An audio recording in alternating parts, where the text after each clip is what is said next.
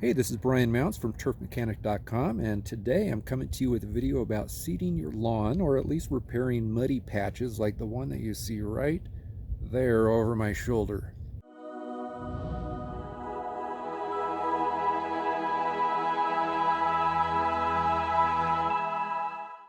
If you know anything about putting grass seed down, you know that the best course of action is to go and put down seed in the fall, but is to prepare the soil bed so that that seed can germinate as good as possible.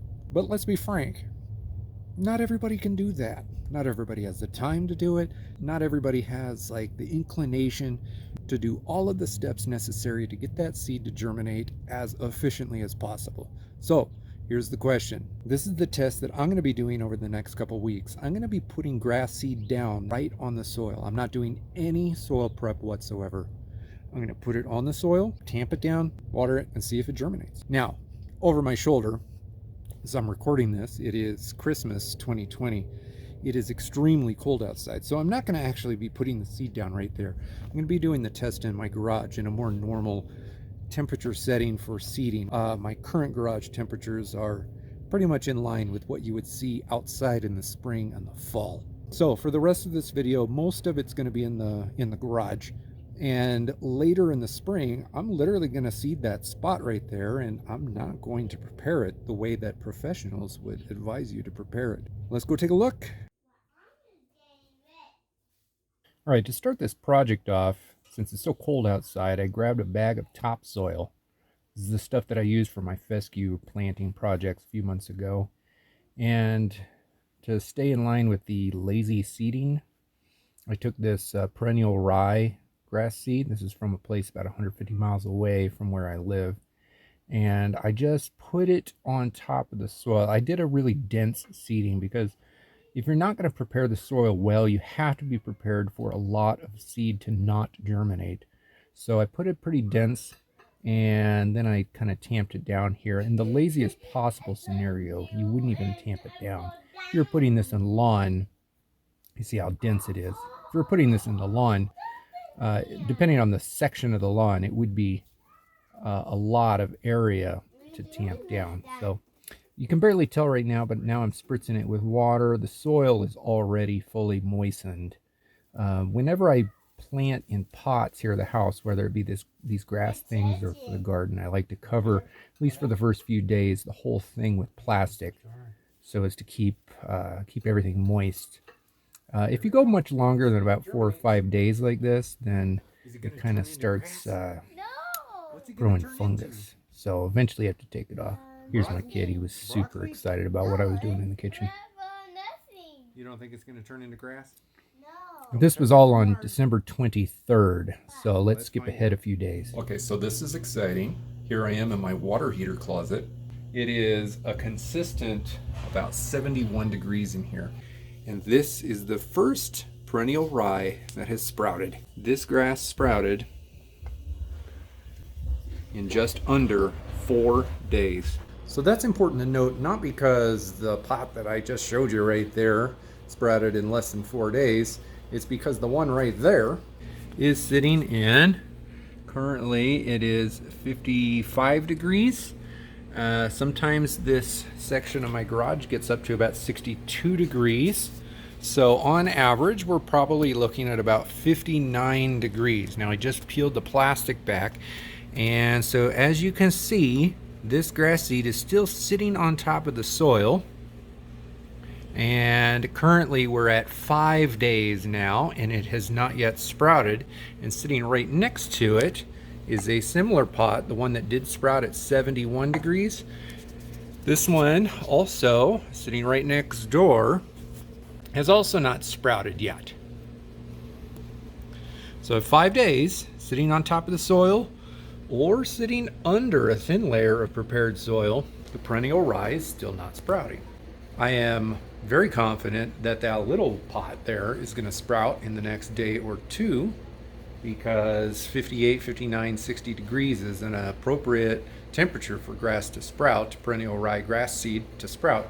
The stuff that's on top of the soil, we'll find out. I'm going to keep tracking it over time. Ha-ha! Here we are. December 29th, it's the next day. This has been 6 full days in, and I'm finally starting to get germination out here. Yesterday I looked at this thermometer and it said 50, I don't know what, 56. Today it's about 59.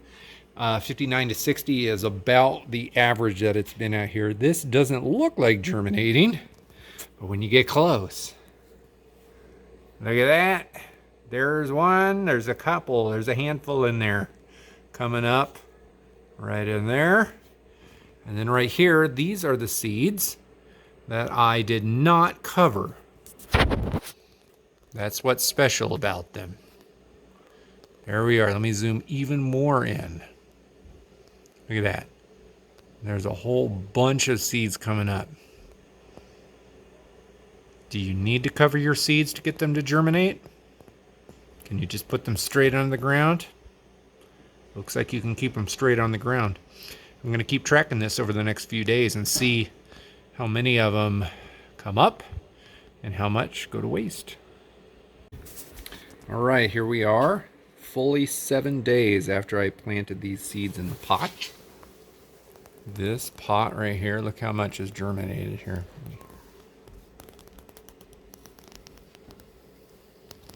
We got lots of germination going, and none of these seeds were buried. They were just put on top of the soil. The past couple days, I haven't put the plastic on at all. I just started spritzing it down a few times a day to keep everything moist. As you can see, temperatures are still, now they're hovering around 61. So really about 59 to 60 has been the average temperature for this pot. I'll keep tracking this for a few more days and then call it quits. All right, today is day 12. It's Monday, January 4th.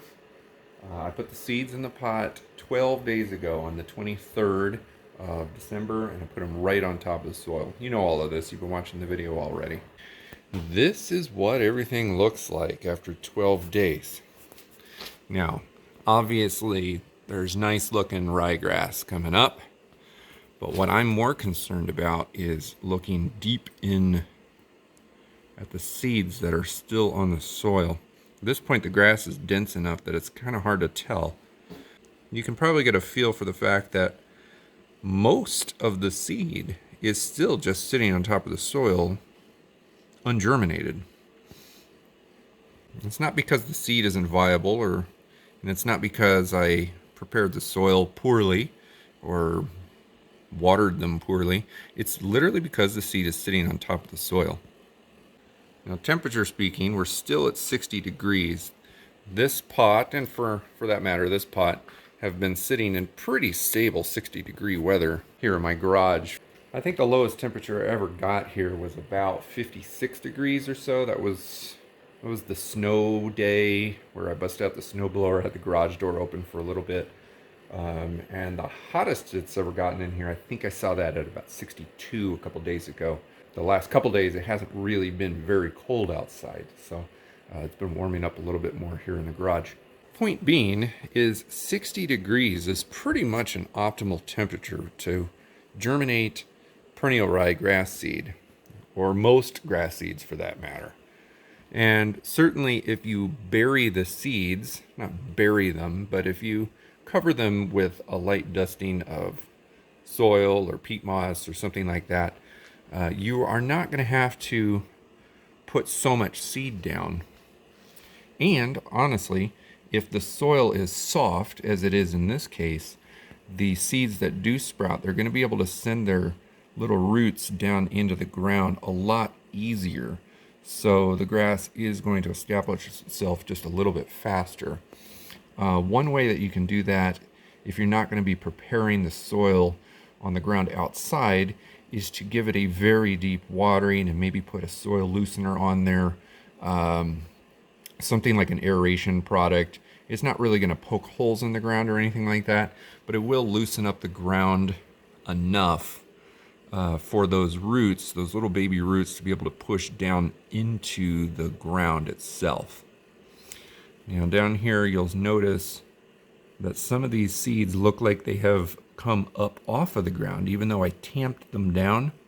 So when you're outside, you're definitely going to want to tamp these things down, but as things move around with airflow and wind, I don't know, maybe animals on the ground, or just the simple fact that some of these seeds start germinating and then they push other seeds around, you're going to have a lot of waste. So if you're not going to prepare the soil, you have to be prepared to put down a very dense seeding, because I'm still spritzing these things down, and possibly some of these extra seeds are going to germinate over the next week or so.